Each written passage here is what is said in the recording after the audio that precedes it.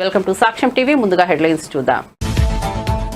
జానారెడ్డి నివాసానికి వెళ్లిన ముఖ్యమంత్రి రేవంత్ రెడ్డి అరగంటకు పైగా ఇరువురి భేటీ. ఎమ్మెల్సీ ఎన్నికల ఫలితాలు, మంత్రివర్గ సమావేశంపై చర్చ. రేవంత్ రెడ్డి అధ్యక్షతన ప్రారంభమైన మంత్రివర్గ సమావేశం.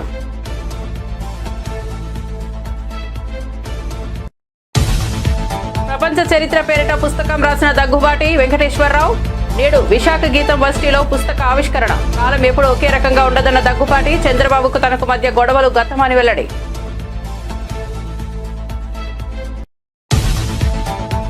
త్వరలో బీజేపీకి రిటర్న్ గిఫ్ట్ ఇస్తామని ఎమ్మెల్సీ ఎన్నికల ఫలితాలపై శ్రీధర్ బాబు. బీజేపీ బీఆర్ఎస్ కు మొక్కై కాంగ్రెస్ పార్టీని ఓడించాయన్న మంత్రి. ఆ పార్టీల మధ్య ఫిజికల్ బంధం ఉందన్న శ్రీధర్ బాబు.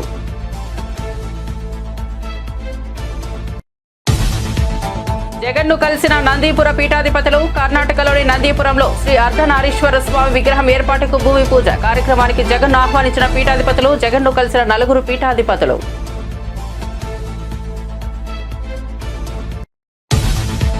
ఎమ్మెల్సీ ఎన్నికల్లో బీజేపీ తిరుగులేని విజయాన్ని సాధించిందన్న కిషన్ రెడ్డి. పట్టభద్రుడు రేవంత్ కు చెంపబెట్టు లాంటి తీర్పు ఇచ్చారని వ్యాఖ్య. ఎన్నికల ఫలితాలు తమ బాధ్యతను మరింత పెంచాయన్న కేంద్ర మంత్రి.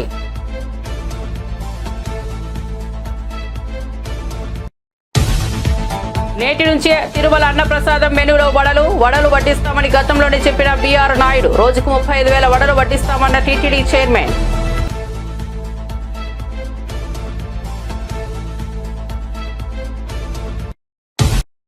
వెల్కమ్ టు సాక్ష్యం టీవీ. ముందుగా హెడ్లైన్స్ చూద్దాం.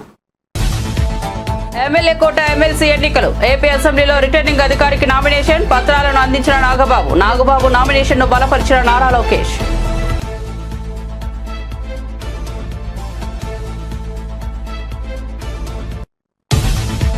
ఎర్రవల్లిలోని వ్యవసాయ క్షేత్రంలో కేసీఆర్ అధ్యక్షతన సమావేశం. బీఆర్ఎస్ పార్టీ ఆవిర్భావ రజతోత్సవ వేడుకల నేపథ్యంలో ఏప్రిల్ 27 నాడు బహిరంగ సభకు సన్నాహక సమావేశం.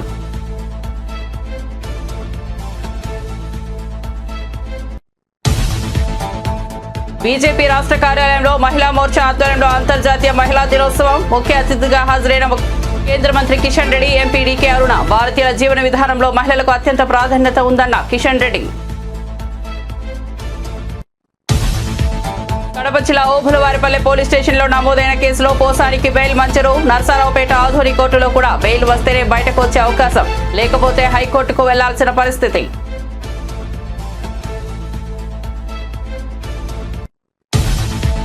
కాంగ్రెస్ సర్కార్పై బీఆర్ఎస్ సీనియర్ నేత పుట్ట విష్ణువర్ధన్ రెడ్డి మండిపాటు. ప్రతిపక్షంలో ఉన్నప్పుడు ఎల్ఆర్ఎస్ వద్దన్న రేవంత్ రెడ్డి, ఇప్పుడు అధికారంలోకి రాగానే ఎల్ఆర్ఎస్ ముద్దు అంటున్నారని విష్ణువర్ధన్ రెడ్డి విమర్శ.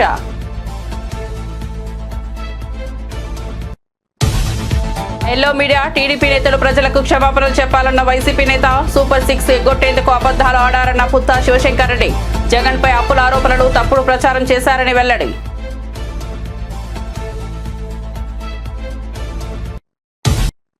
ఇక వార్త వివరాల్లోకి వెళ్తే, ఎమ్మెల్యే కోట ఎమ్మెల్సీ ఎన్నికల్లో కూటమి అభ్యర్థిగా జనసేన నేత కొరితల నాగబాబు నామినేషన్ వేశారు. ఏపీ అసెంబ్లీలో ఎన్నికల రిటర్నింగ్ అధికారికి నామినేషన్ పత్రాలను సమర్పించారు. నాగబాబు అభ్యర్థిత్వాన్ని మంత్రి నారా లోకేష్ బలపరిచారు. నామినేషన్ కార్యక్రమంలో లోకేష్, నాదెండ్ల మనోహర్, కొరతాల రామకృష్ణ, విష్ణుకుమార్ రాజు, బొలిశెట్టి శ్రీనివాస్, పల్లా శ్రీనివాసరావు పాల్గొన్నారు. ఈ సందర్భంగా నాగబాబు మాట్లాడుతూ, ఎమ్మెల్సీగా పోటీ చేసేందుకు తనకు అవకాశం వచ్చిన CM Chandrababu, deputy CM Pawan Kalyan కు, తన నామినేషన్ కు బలపరిచిన నారా లోకేష్, నాదెండ్ల మనోహర్ కు ధన్యవాదాలు తెలిపారు. బీఆర్ఎస్ పార్టీ రజతోత్సవ వేడుకలపై పార్టీ అధినేత కేసీఆర్ అధ్యక్షతన సన్నాహక సమావేశం జరిగింది. ఏప్రిల్ 27న జరగబోయే బహిరంగ సభపై పార్టీ నేతలతో కేసీఆర్ సుదీర్ఘంగా చర్చించారు. ఈ సందర్భంగా రజతోత్సవ వేడుకలపై పార్టీ నేతలకు కేసీఆర్ దిశానిర్దేశం చేశారు. ఎర్రవల్లిలోని కేసీఆర్ నివాసంలో జరిగిన ఈ సన్నాహక సమావేశానికి కేటీఆర్, హరీష్ రావు, మధుసూదనాచారి, శ్రీనివాస్ గౌడ్, నిరంజన్ రెడ్డి, కేఆర్ సురేష్, బండా ప్రకాష్, సబితా ఇంద్రారెడ్డి, కవిత, గంగుల కమలాకర్, తలసాని శ్రీనివాస్ యాదవ్, వినోద్ కుమార్, ఎర్రవెల్లి దయాకర్ రావు, లక్ష్మారెడ్డి, పద్మారావు గౌడ్, జగదీష్ రెడ్డి, పల్లా రాజేశ్వర్ రెడ్డి, ఆర్ఎస్ ప్రవీణ్ కుమార్, దేశపతి శ్రీనివాస్, షేరి సుభాష్ రెడ్డితో పాటు పలువురు నేతలు పాల్గొన్నారు. విద్యుత్ ఛార్జీల అంశంపై శాసన మండలిలో అధికార విపక్షాల మధ్య వాగ్వాదం జరిగింది. కూటమి ప్రభుత్వం ట్రూ అప్ ఛార్జీలు వేసి ప్రజలపై భారం మోపుతోందని ఎమ్మెల్సీ బొత్స సత్యనారాయణ వ్యాఖ్యానించడంతో అధికార పక్ష నేతలు తీవ్ర అభ్యంతరం వ్యక్తం చేశారు. వైఎస్ఆర్సీపీ పాలనలో 10 సార్లు విద్యుత్ ఛార్జీలు పెంచారని మంత్రి అచ్చెన్నాయుడు విమర్శించారు. దీంతో అధికార విపక్ష నేతల మధ్య వాగ్వాదం జరిగింది. ఈ క్రమంలో వైఎస్ఆర్సీపీ ఎమ్మెల్సీలు సభ నుంచి వాకౌట్ చేశారు. వైఎస్ఆర్సీపీ సభ్యులు అవాస్తవాలు మాట్లాడుతున్నారని, సమాధానాలు వినే ధైర్యం వారికి లేదని అచ్చెన్న విమర్శించారు. మన మంత్రి గారు మాట్లాడినప్పుడు, పవర్ మంత్రి గారు మాట్లాడినప్పుడు ఈ దీంట్లో కూడా ఏదో పవర్ సెక్టర్ నుంచి విధ్వంసం, ఈ విధ్వంసం వల్ల ఎక్కడి నుంచి వచ్చిందో కానీ తెలియదు అధ్యక్ష. బ్రహ్మాండంగా వాడుతున్నారు అధ్యక్ష. విధ్వంసం వాళ్ళని విధ్వంసం చేస్తారు. విధ్వంసం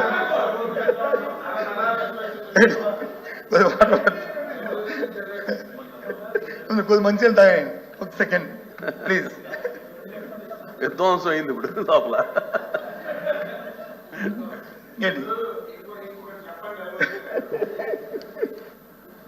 ఇవన్నీ చెప్తున్నారు మీరు, ఇవన్నీ చెప్తున్నారు.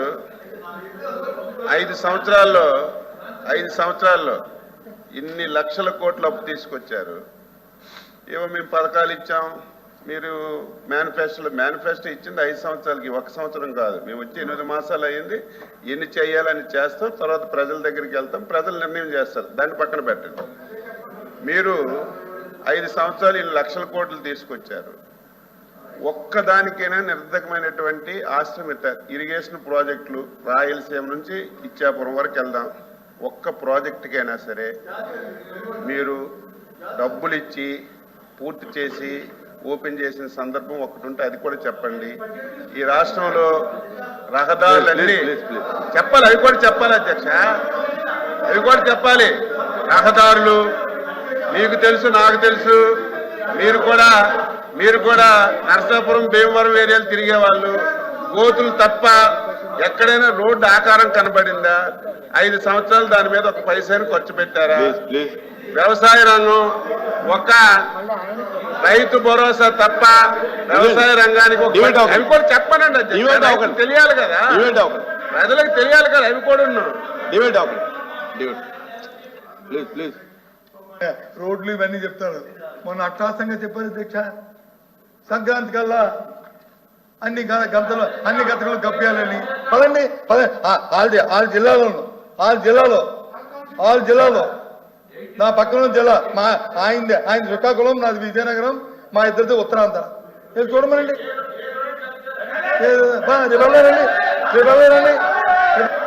సెలెక్ట్ చేయండి. మీరు ఏ రోడ్ అయినా సరే శ్రీకాకుళం జిల్లాలో మేము వచ్చినప్పటికి ఉన్న పరిస్థితి, ఈ రోజు పరిస్థితి, మీ రోడ్డు సెలెక్ట్ చేయండి. ఏ రోడ్డు మీరు సెలెక్ట్ చేయండి.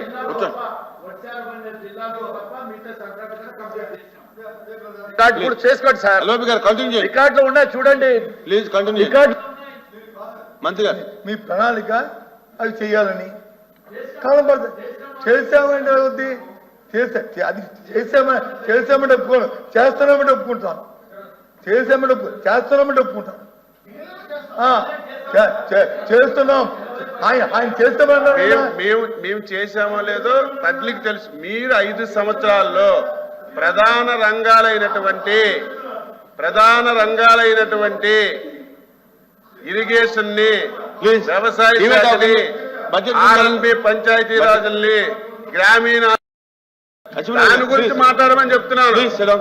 మేము వచ్చి 8 మాసాలు అయింది. 8 మాసాలు అయింది అధ్యక్ష. ఏపీ మంత్రి నిమ్మల రామానాయుడు అనారోగ్యంతోనే అసెంబ్లీ సమావేశాలకు హాజరయ్యారు. కాన్యులా చేతికి పెట్టుకునే సభకు వచ్చి ప్రసంగించారు.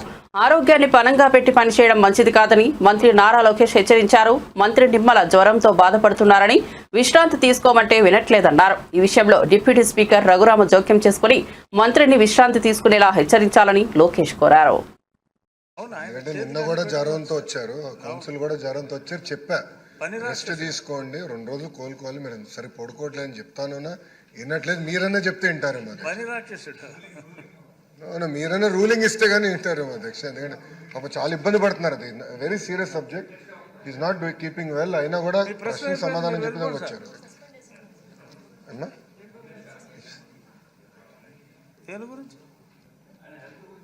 చెప్పండి. ఉద్యోగులకు డీఏ ఇవ్వకుండా అవుట్సోర్సింగ్ సిబ్బందికి వేతనాలు పెంచకుండా కాంగ్రెస్ ప్రభుత్వం అన్యాయంగా వ్యవహరిస్తోందని బీజేపీ నేత బండి సంజయ్ మండిపడ్డారు. డ్రైవర్లు, వర్క్ ఇన్స్పెక్టర్లకు 25% కంటే ఎక్కువ వేతనాలు తగ్గించడం దుర్మార్గమని అన్నారు.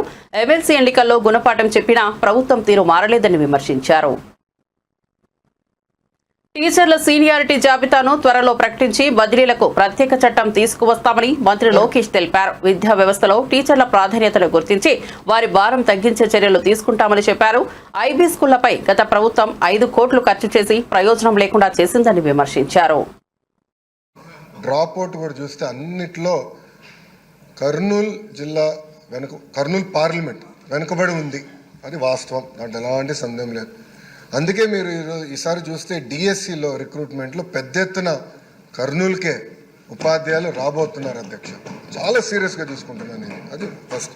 రెండోది అపార్ ఐడి అని కేంద్ర ప్రభుత్వం ఇప్పుడు స్లోగా మ్యాండేట్ చేస్తున్నారు. అంటే పిల్లలకి జీవితాంతం ఒక ఐడి వచ్చేస్తుంది, ఆధార్కి ఇంటిగ్రేట్ చేసి ఒక ఐడి వస్తుంది. సో కేజీ నుంచి పీజీ వరకు అదే ఐడి వాళ్ళతో ట్రావెల్ అవుతుంది.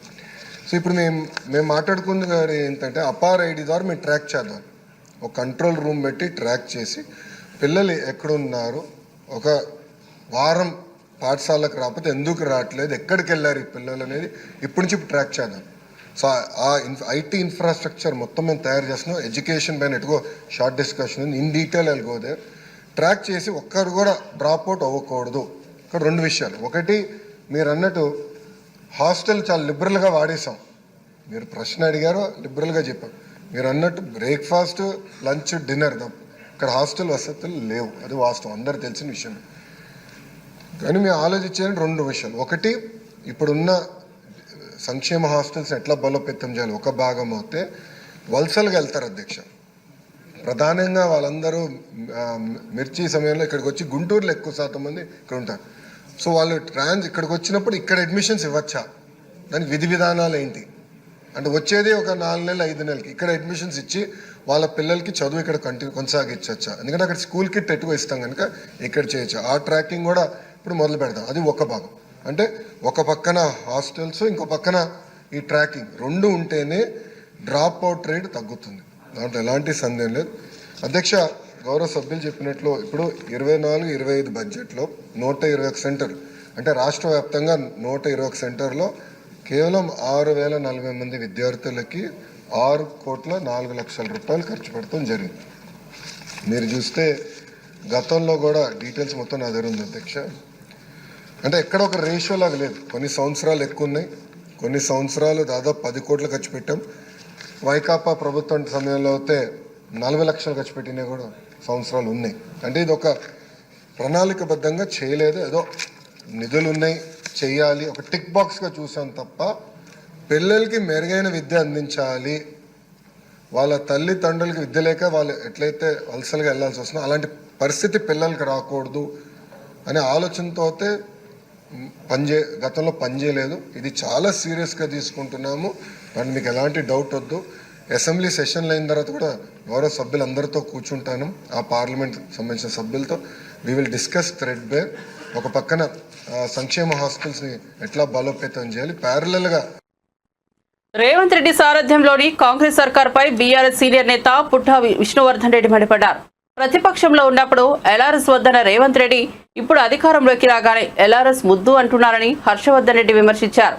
తెలంగాణ భవన్లో విష్ణువర్ధన్ రెడ్డి మీడియాతో మాట్లాడారు. రేవంత్ రెడ్డితో పాటు ఆయన మంత్రివర్గం గతంలో చెప్పినట్లు ఎల్ఆర్ఎస్ 100% ఉచితంగా తెలంగాణ ప్రజలపై ఎటువంటి భారం పడకుండా ఎట్లాంటి ఫీజులు వసూలు చేయకుండా చేయాలని డిమాండ్ చేశారు. నేషనల్ న్యూస్లో కూడా వచ్చింది. తెలంగాణ ప్రజలకు తెలవాలి అసలు రాష్ట్రంలో ఏం జరుగుతుంది, ఎటువంటి పరిపాలన జరుగుతుంది, రాష్ట్రం ఏ విధంగా అధోగతి పాలవుతుంది అనేది ప్రజలకు, ముఖ్యంగా తెలంగాణ ప్రజలకు తెలవాలి. కాబట్టి ఈ వార్త, Telangana loses ₹1,700 crore solar manufacturing project by premier. తెలంగాణలో రాబోయే రోజుల్లో 700 కోట్లు పెట్టుబడి పెడతాం, 1,200 కోట్లు పెట్టుబడి పెడతాం అని చెప్పి వాళ్ళు ఇచ్చిన అనౌన్స్మెంట్స్. తెలంగాణ రాష్ట్రానికి ప్రీమియర్ ఎనర్జీస్ చెప్పినటువంటి అనౌన్స్మెంట్స్ తీరా కట్ చేస్తే 2023 తర్వాత ప్రభుత్వం మారింది, రేవంత్ రెడ్డి గారి ప్రభుత్వం కొలువు తీరింది. ఇప్పుడు ఎట్లాంటి వార్తలు వస్తున్నాయి అంటే ఇట్లాంటి వార్తలు వస్తున్నాయి. ఇది ఒకటే సంస్థ కాదు, ఈ ప్రీమియర్ ఎనర్జీస్ అనే ఒకటే సంస్థ కాదు. గతంలో కూడా తెలంగాణలో అమరరాజా బ్యాటరీస్ దాదాపు 9,500 కోట్ల రూపాయలతోని లిథియం అయాన్ బ్యాటరీస్ మ్యానుఫ్యాక్చరింగ్ యూనిట్ని వాళ్ళు దివిటిపల్లి మహబూబ్నగర్ జిల్లాలో గ్రౌండ్ బ్రేకింగ్ సెరమనీ కూడా చేసుకున్నారు. ఆనాటి 1000 కోట్లు పెట్టుబడి పెడతామని చెప్పి ఇక్కడికి వచ్చిన తర్వాత 3,000 కోట్లకు వాళ్ళ పెట్టుబడులు ఇంక్రీజ్ చేశారు. పెట్టుబడులు కానివ్వండి. ఇంకొకటి ముఖ్యమైన విషయము, సరే పెట్టుబడులు వచ్చినాయి వెళ్ళిపోతున్నాయి, వీళ్ళు వేసుకున్న అంచనాకి వచ్చే రెవెన్యూ కేవలం 55%. ఏం చేయాలి? ప్రజాధనాన్ని ప్రజా సొమ్ముని తెగనమ్మాలి. ఇది 400 ఎకరాలు గచ్చిబౌలిలో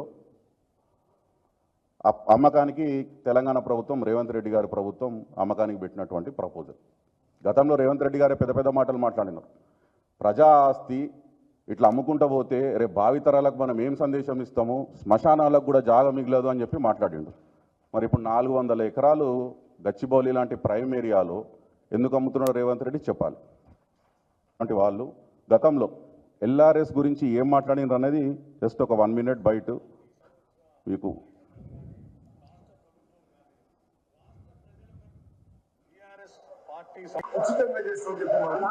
తెలంగాణ రాష్ట్రం దెబ్బతింటుంది, డ్యామేజ్ జరుగుతుంది. గత 15 నెలల్లోనే ఇప్పుడు మేము చెప్పినట్టు, మేము చూపించినట్టు కొత్త పెట్టుబడులు దేవుడు ఎరుగు, ఉన్న పెట్టుబడులు తరలిపోతున్నాయి. ఇంకా 3-3.5 సంవత్సరాలలో ఎట్లాంటి పరిస్థితి తెలంగాణ రాష్ట్రానికి ఏర్పడుతుంది? ఈ రెవెన్యూ లోటు ఏడికి తీసుకుపోతున్నారు? కేసీఆర్ గారు ప్రతి సంవత్సరం తలసరి ఆదాయంలో 1,20,000 నుంచి 3,50,000 కోట్ల 3,50,000 రూపాయలకు పెంచారు. జిఎస్డిపి వచ్చేసి 5 లక్షల కోట్ల నుంచి దాదాపు 15 లక్షల కోట్లకు పెంచారు కేసీఆర్ గారు. కానీ ఇప్పుడేమైంది? మొత్తం నెగిటివ్. రెవెన్యూ కానీ ఎవ్రీథింగ్, సొంత రాబడి కానీ అన్ని నెగిటివ్ అయింది. ఆ రోజు కేసీఆర్ గారు ప్రభుత్వంలో మేము చెప్పుకున్నాం, చాలా గర్వంగా చెప్పుకున్నాం, compounded annual growth rate year on year 17.5. Jagan ప్రభుత్వంపై అప్పుల ఆరోపణలు చేసిన ఎల్లో మీడియా చంద్రబాబు, పవన్ కళ్యాణ్, లోకేష్, పురంధేశ్వరి బహిరంగంగా క్షమాపణలు చెప్పాలని వైసీపీ అధికార ప్రతినిధి పుత్తా శివశంకర్ రెడ్డి డిమాండ్ చేశారు.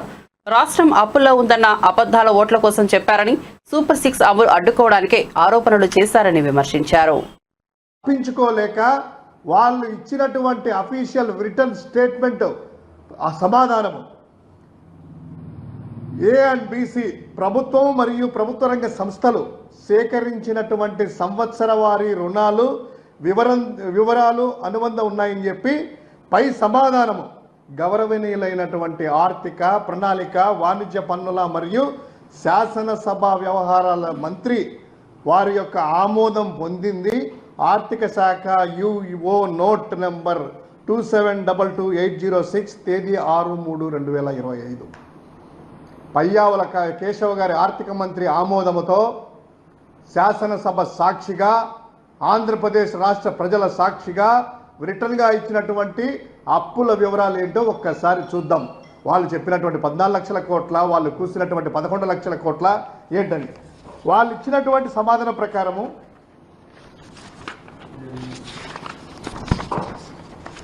అఫీషియల్ లెక్కలు పూర్తిగా ఈ డేటా ప్రకారము పయ్యావుల కేశవ్ గారి ఆమోదంతో ఇచ్చినటువంటి ప్రభుత్వం యుఓ నోటు ప్రకారము మొత్తం ఇప్పటి వరకు అంటే కంప్లీట్గా ఈ యొక్క రాష్ట్ర అప్పులు మార్చి 2024 వరకు అయితే 4,91,734 కోట్లు government debt outstanding per AG accounts. తర్వాత ప్రభుత్వ రంగం యొక్క సంస్థలు PSUs, public sector undertaking unit సంబంధించినటువంటి వారి యొక్క రుణాలు 1,54,791, మొత్తం 5,19,192 యాజ్ ఆఫ్ మార్చ్ 2024 వరకు. 24 ఆర్థిక సంవత్సరం ముగిసే నాటికి మొత్తం అంతకుముందు చంద్రబాబు చేసిన, జగన్మోహన్ రెడ్డి గారు చేసిన ఈ రాష్ట్రం యొక్క అప్పు ఎంతుందయ్యా అంటే వాళ్ళు చెప్పినటువంటి పూర్తి లెక్కలు తీసుకున్నా కూడా ఇప్పటి వరకు వేసుకున్నా కూడాను జూన్ వరకు 2024 జూను, అదేవిధంగా డిసెంబర్ 31 వరకే ఇచ్చారు. ఎందుకంటే మిగతా అప్పులు ఇస్తే కనుక వాళ్ళు ఎక్కువ కనిపిస్తాయి కదా. ఈ లెక్కల ప్రకారము జగన్ గారు రాకముందు వాళ్ళు ఇచ్చినటువంటి జగన్ గారు రాకముందు అంటే గత తెలుగుదేశం ప్రభుత్వ హయాంలో రాష్ట్ర ప్రభుత్వం యొక్క అప్పు 2,57,509 కోట్లు, ప్రభుత్వ గ్యారంటీలు 2019 జగన్ గారు రాకముందు 49,442, మొత్తముగా 3,06,951 కోట్లని వాళ్ళు ఇచ్చినటువంటి లెక్కలు. అదేవిధంగా వారు తీసేసిన లెక్కల ప్రకారమే ఆ 3,06,951 కోట్లు తీసేస్తే 3,70,898 కోట్ల రూపాయలు జగన్ గారి హయాంలో చేశారు. ఎంత? 3,70,898.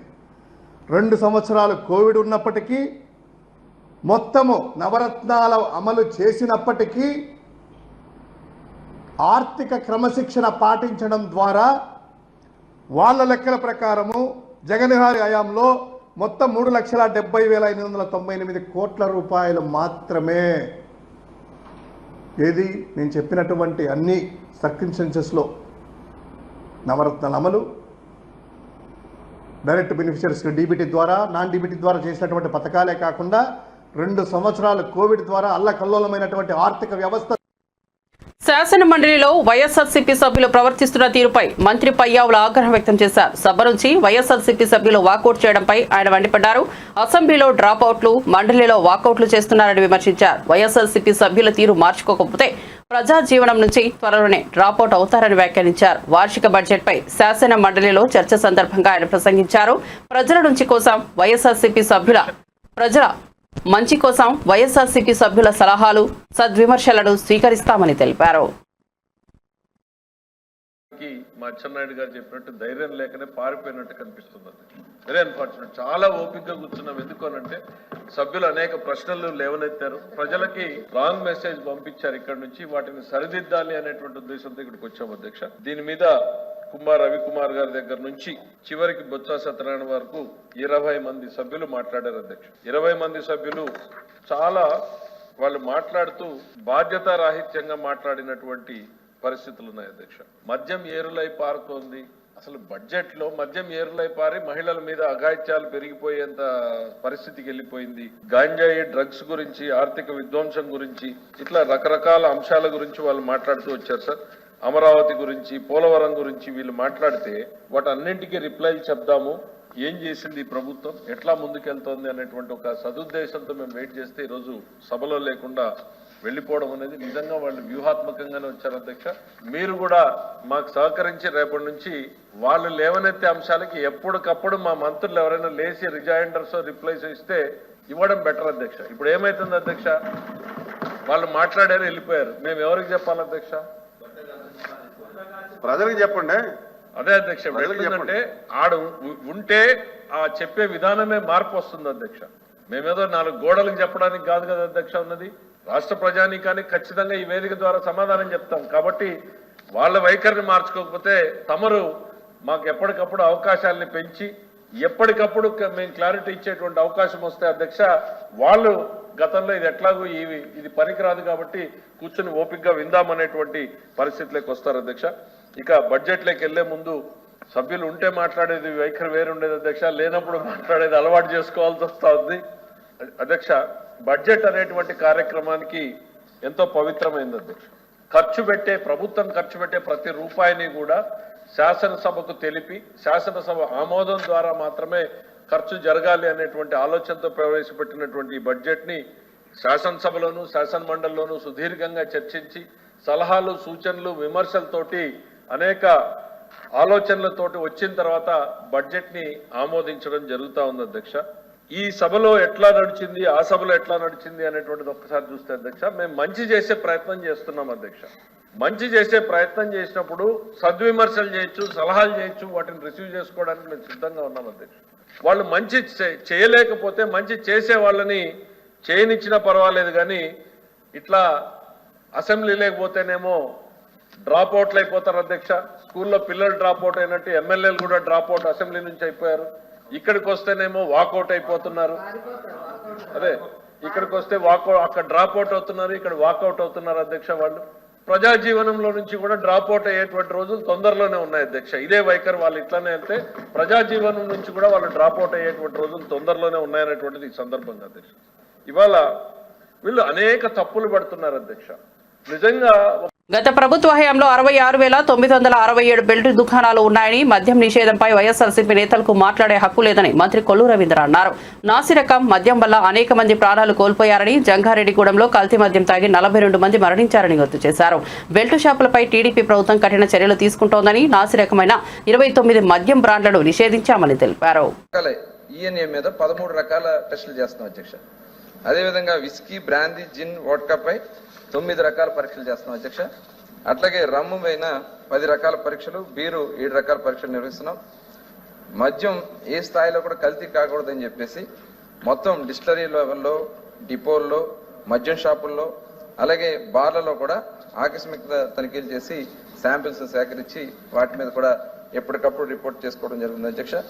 ముఖ్యంగా ఎన్డీపీఎల్ నిర్మూలన చేయడం వల్ల అధ్యక్ష మన బోర్డర్ జిల్లాలో 62% గ్రోత్ వచ్చింది అధ్యక్ష. Volume growth 62%. గతంలో ఏంటంటే ఇక్కడ ఉన్నటువంటి కల్తీ మద్యం వల్ల కానీ, ఇక్కడ ఉన్నటువంటి రేట్ల వల్ల కానీ పక్క రాష్ట్రం సరికొత్త కూడా మన రాష్ట్రం రావడం వల్ల మన ఆదాయం వాళ్ళకి పోయింది అధ్యక్ష. అట్లాగే చిత్తూరు జిల్లాలో 57%, అల్లూరు జిల్లాలో 54%, అనంతపురంలో 38%, శ్రీకాకుళంలో 16% మనకి అక్కడ వృద్ధిలోకి రావడం జరిగింది అధ్యక్ష. పక్కన ఉన్నటువంటి తెలంగాణతో మనకి గతంలో వాళ్ళకి మనకున్న డిఫరెన్స్ 4,000 కోట్లు అయితే 2019లో, తర్వాత 42,000 కోట్లకి వాళ్ళకి మనకి డిఫరెన్స్ వచ్చింది అధ్యక్ష. ఇవాళ ఆంధ్ర రాష్ట్రంలో, ఎందుకంటే వాళ్ళు తెలంగాణ పేపర్లో కూడా వాళ్ళు రాస్తా ఉన్నారు, ఆంధ్ర రాష్ట్రంలో మంచి క్వాలిటీతో కూడినటువంటి లిక్కర్ ఇవ్వడం వల్ల వాళ్ళ సేల్స్ పడిపోయిందని చెప్పేసి సాక్షాత్తు తెలంగాణ పేపర్స్లోనే ఇచ్చినటువంటి విషయాన్ని కూడా ఈ సందర్భంగా మీకు ఒకసారి తెలియజేస్తున్నాను అధ్యక్ష.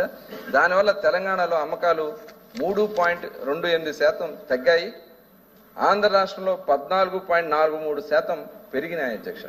అంటే ప్రభుత్వం ఎంత పారదర్శకంగా ఉందనే దానికి ఇదే ఒక నిదర్శనం అధ్యక్ష. ఎందుకంటే పెద్దలు ఉన్నారు, మీకు కూడా తెలుసు, బోర్డర్లో మనం ఎంత కంట్రోల్ చేయబట్టి ఆ ఇన్కమ్ మనకు వచ్చింది. ఇది లెక్కలోనే మీకు కావడం మేము ఇస్తాం అధ్యక్ష. బాగా కావడం కాదు, పక్క రాష్ట్రం పోయేది మన ఆదాయం. అక్కడి నుంచి టెట్రా ప్యాక్లని అవన్నీ మీరు క్వాలిటీతో కూడుకున్నటువంటి ఇవ్వడం వల్ల పక్క రాష్ట్రాల నుంచి వచ్చినటువంటి ఏదైతే పక్క రాష్ట్రాల్లో లేకపోతే వేరే ఇల్సిట్ లెక్కరో తాగే పరిస్థితి ఉంది అధ్యక్ష. వాళ్ళు అవన్నీ మనం కంట్రోల్ చేయడం వల్ల మనకి ఇది పెరిగింది. ఇదే కాదు, ఇప్పుడు మేము ఒక 2% సెస్ కూడా పెట్టుకున్నాం అధ్యక్ష ఈ వచ్చే ఇన్కమ్లో. దాని ద్వారా డీఅడిక్షన్ కేంద్రాలు ఏర్పాటు చేయాలని చెప్పి. బులెటిన్ ముగించే ముందు హెడ్లైన్స్ మరోసారి చూద్దాం. ఎమ్మెల్యే కోట ఎమ్మెల్సీ ఎన్నికలు. ఏపీ అసెంబ్లీలో రిటర్నింగ్ అధికారికి నామినేషన్ పత్రాలను అందించిన నాగబాబు నామినేషన్ ను బలపరిచిన నారా లోకేష్.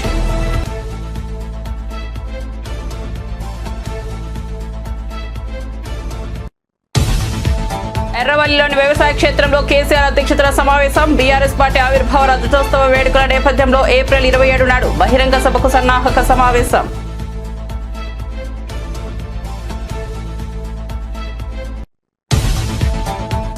బీజేపీ రాష్ట్ర కార్యాలయంలో మహిళా మోర్చా ఆధ్వర్యంలో అంతర్జాతీయ మహిళా దినోత్సవం. ముఖ్య అతిథిగా హాజరైన కేంద్ర మంత్రి కిషన్ రెడ్డి, ఎంపీ డీకే అరుణ. భారతీయ జీవన విధానంలో మహిళలకు అత్యంత ప్రాధాన్యత ఉందన్న కిషన్ రెడ్డి.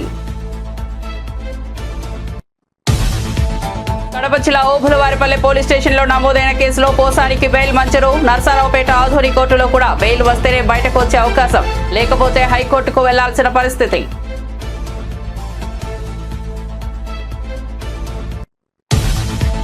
కాంగ్రెస్ సర్కార్పై బీఆర్ఎస్ సీనియర్ నేత పుట్ట Vishnuvardhan Reddy మండిపాటు.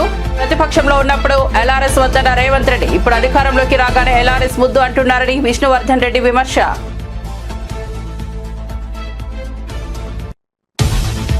Yellow media. TDP నేతలు ప్రజలకు క్షమాపణలు చెప్పాలన్న వైసీపీ నేత. సూపర్ 6 ఎగ్గొట్టేందుకు అబద్దాలు ఆడారన్న పుత్తా శివశంకర్ రెడ్డి. జగన్పై అప్పుల ఆరోపణలు, తప్పుడు ప్రచారం చేశారని వెల్లడి.